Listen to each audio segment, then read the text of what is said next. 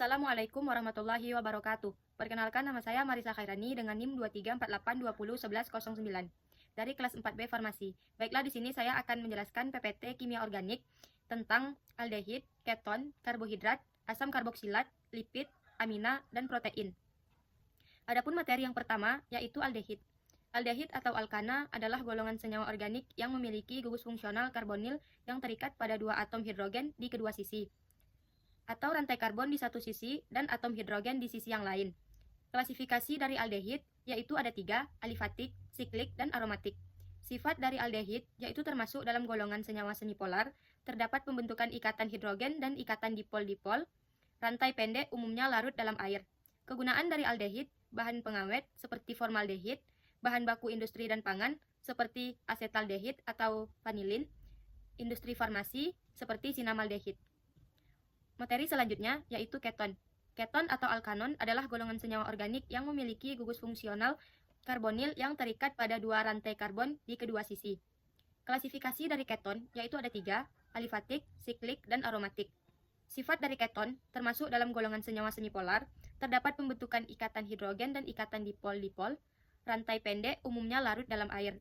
Kegunaan dari keton, pelarut dan bahan baku industri seperti aseton atau metil keton, industri farmasi seperti nabumeton atau metadon. Materi selanjutnya yaitu karbohidrat.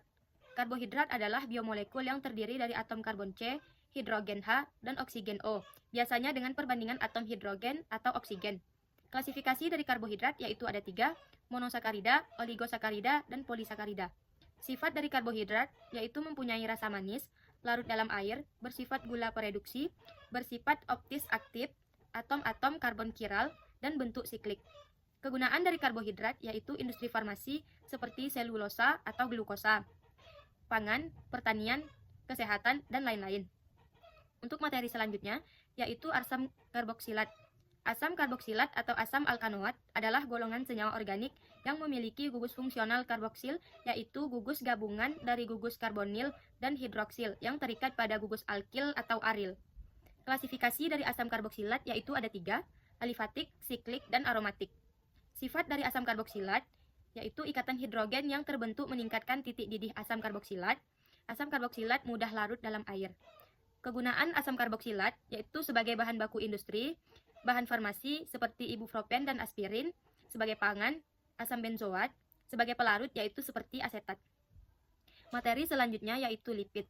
Lipid adalah kelompok molekul alami yang meliputi lemak lilin, sterol, vitamin larut dalam lemak seperti vitamin A, vitamin D, dan vitamin K, monogliserida, digliserida, dan trigliserida, fosfolipid, dan lain-lain. Klasifikasi dari lipid yaitu ada 3, turunan lipid, lipid sederhana, dan lipid kompleks. Adapun sifat daripada lipid yaitu titik didihnya tinggi, pada suhu kamar, berwujud padat atau cair, dan larut dalam pelarut nonpolar.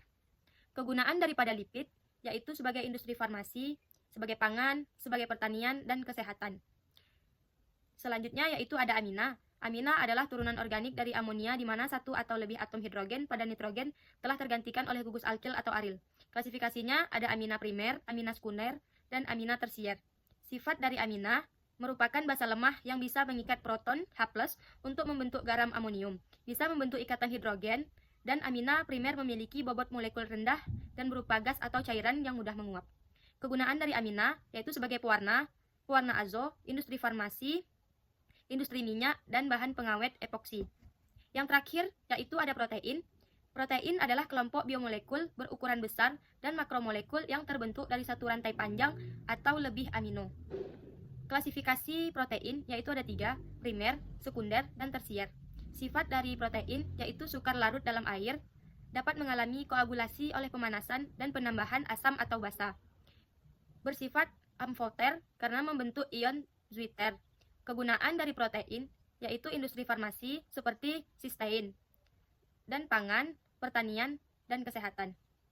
Sekian penjelasan dari saya, lebih dan kurangnya saya mohon maaf. Wassalamualaikum warahmatullahi wabarakatuh.